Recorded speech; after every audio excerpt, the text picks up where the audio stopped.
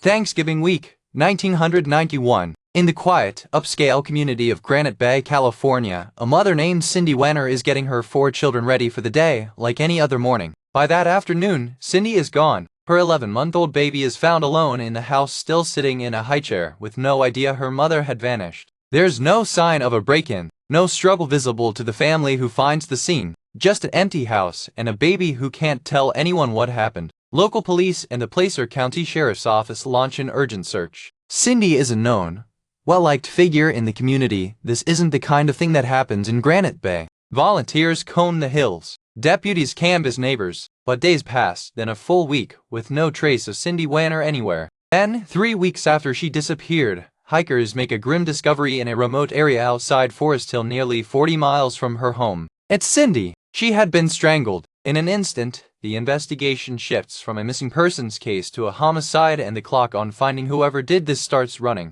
Detectives process the scene and collect what physical evidence they can, using the forensic technology available in 1991, technology that, at the time, has real, hard limits. Without a clear suspect, without a confession, and without any way to match unknown DNA to a name, the case stalls almost immediately. Weeks become months. Months become years. Cindy Wanner's 4 children grow up without her and without answers about who took her or why. The case goes cold, not forgotten by investigators, but unsolved, one of Placer County's oldest open homicide files, sitting untouched for decades. Then, decades later, forensic DNA technology finally catches up to what 1991 detectives never could: the ability to pull a usable genetic profile from old, degraded evidence. Investigators resubmit original crime scene evidence for advanced modern testing, and this time, they get a hit. A real name, tied directly to DNA at the scene: James Lawhead Jr. In 1991, Lawhead was 30 years old. He had just been released from prison months earlier, after serving 11 years of a 19-year sentence for a prior sex crime against a child.